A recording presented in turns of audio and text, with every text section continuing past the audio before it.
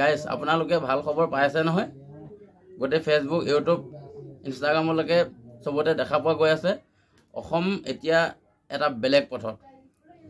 এতিয়া অসম সেউজীয়া হৈ আছে হয়তো 10 বছৰ পিছত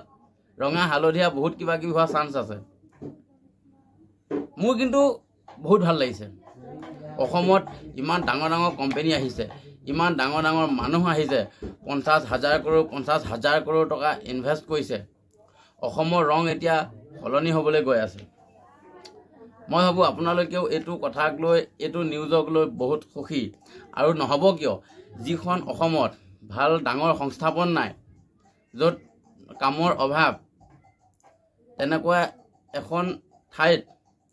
যদি ইমান ডাঙৰ ডাঙৰ কোম্পানী ইমান বঢ়িয়া বঢ়িয়া মানুহে আহি যদি ইনভেষ্ট কৰে তেতিয়াহ'লে কেনেকুৱা সাংঘাতিক ধুনীয়া কথা আৰু আমাৰ অসমবাসীৰ কাৰণে বৰ মজা কথা কামৰ অভাৱ নাথাকিব কিন্তু তাতো এটা প্ৰব্লেম আছে কোম্পানী আহিছে বনিব ইনভেষ্ট হৈছে পইচা ইনভেষ্ট হৈছে কোম্পানী আহিব অৰ্গেনাইজ বনিব বহুত কিবা কিবি হ'ব কাম ওলাব বাট প্ৰব্লেমটো হ'ল কি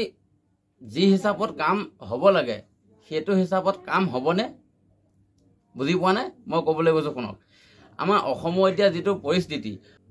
অসমৰ এতিয়া ল'ৰা ছোৱালী য়ংগাৰ্ছবিলাকৰ যিটো প্ৰব্লেম সেই প্ৰব্লেমটোৰ কথা মই ক'ব বিচাৰিছোঁ মই দেখিবলৈ পোৱা মতে ল'ৰা ছোৱালীবোৰ ইমান এলেহুৱা কাম কৰিবই নিবিচাৰে মানে বহুত এলেহুৱা কাম কৰিবই নিবিচাৰে সিহঁতে কি ফ'ল' কৰে জানেনে হ'ব আৰু দে যেনে তেনে চলিলেই হ'ল আৰু জীৱন চলি আছে ধুনীয়াকৈ খোৱা বোৱা এটা কমফৰ্ট জ'নৰ ভিতৰত হ'ব আৰু দে এই বস্তুটো ফ'ল' কৰে ইমান এলেহুৱা কাম কৰিবই নিবিচাৰে তেনেকুৱা জেগাত কোম্পানীটো চলিব বাট অসমৰ মানুহৰ কাৰণে নচলিব বাহিৰৰ পৰা মানুহে কাম কৰাব লাগিব একবাৰ ইমান কোটি টকা ইনভেষ্ট হোৱাৰ পিছত কোম্পানীটো গ্ৰ' কৰিবলৈ আছে আৰু যেনেকৈ নহওক কৰাব অসমৰ মানুহে কাম কৰক লাগে বাহিৰৰ পৰা মানুহ আনি কাম কৰাওক ঠিক আছে আৰু এলা পেচা সৰু সুৰা মানুহে কাম ইনভেষ্ট কৰা নাইতো কাম ধৰা নাইতো যে কোম্পানী বন্ধ কৰি দে যি লছ হ'ল বুলি গুচি যাব কাম কৰাব কোম্পানী আগুৱাবই খালি দুইটাৰ মাজত পাৰ্থক্য সেইটোৱে অসমৰ মানুহে কৰি কোম্পানী আগবঢ়াব নে বাহিৰৰ পৰা মানুহ আহি কাম কৰিব ঠিক আছে তো আমাৰ অসমৰ ল'ৰা ছোৱালীবোৰ এতিয়া ইমান এলেহুৱা কাম কৰিবই নিবিচাৰে এটা কথা ঠিক যদি পৰিৱেশ হিচাপে পৰিস্থিতিয়ে মানুহক যদি সলনি কৰে আৰু সলনি কৰে বাৰু যদি মানুহ সলনি হয় তেতিয়াহ'লে ঠিক আছে নো প্ৰব্লেম কাম ধুনীয়াকৈ হ'ব এতিয়া অসমৰ ল'ৰা ছোৱালীবোৰৰ মাইণ্ডছেট সলনি কৰিব হ'ল যি কাম পায় তাকে কৰিব লাগে বুলি সেইটো মাইণ্ডছেট বনাব হ'ল কাৰণ অসমত বহুত ল'ৰা ছোৱালীয়ে চৰকাৰী চাকৰিৰ পাছত ঘূৰি ফুৰি আছে মাইণ্ডছেটত এটাই বহি আছে এটা চৰকাৰী চাকৰি ধৰি ল'ম আৰু জীৱন নিশ্চিন্ত কাম কৰিম খাম গুচি যাব অ'কে বাট এতিয়া কথাটো হ'ল কি চৰকাৰী চাকৰি ইমানোতো নাই ইমানোতো পোষ্ট নাই যে আপুনি তাত কাম পাবই পাব তো এতিয়া আপোনাৰ মাইণ্ডছেট সলনি কৰিব হ'ল এতিয়া মাইণ্ডছেট সলনি কৰিব লাগে কাম যিয়ে নহওক কৰিব লাগে পইচা ইনকাম কৰিব লাগে ধুনীয়াকৈ জীৱন আগুৱাই লৈ যাব লাগে কথা সিমানে কামটো সৰু হওক বা ডাঙৰ হওক মতলব নাই পইচা আহিবই হয়তো পইচা কম আহিব আৰু বেছি আহিব পাৰ্থক্য সিমানে এতিয়া অসমৰ মানুহৰ মাইণ্ডছেট সলনি কৰিব লাগিব আৰু তাত কাম কৰিব লাগিব এতিয়া এটা কোম্পানী খোলা মানে তাত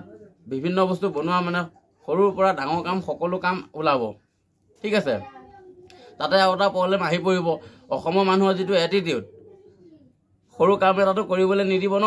সৰু কাম এটা কৰিবলৈ নিদিব আমুকে কি ক'ব তামুকে কি ক'ব সেইটো বিষয়ত ভাবি সৰু কাম এটা কৰিবলৈ চিন্তা কৰিব আৰু যিমানবিলাক ল'ৰা ছোৱালী আছে খালি পঢ়া শুনা বিষয়তহে জানে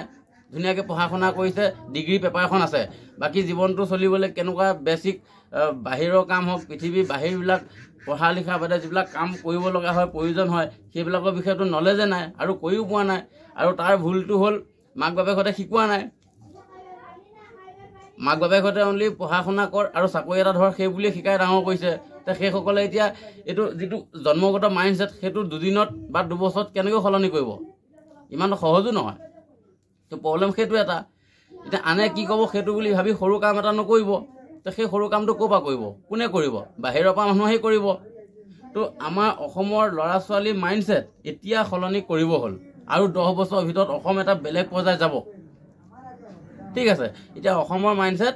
অসমৰ মানুহৰ মাইণ্ডছেট সলনি কৰিব হ'ল অনলি গভৰ্ণমেণ্ট চাকৰি আশাত ঘূৰি ফুৰা কোনো প্ৰয়োজন নাই যদি প্ৰাইভেট সেক্টৰ আহি যায় কামৰ কোনো অভাৱ নহ'ব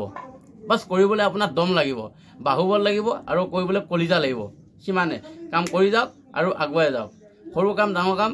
না মতলব ৰাখি লাভ নাই খালি আপুনি লিগেল নে ইলিগেল সেইটো চালে হ'ব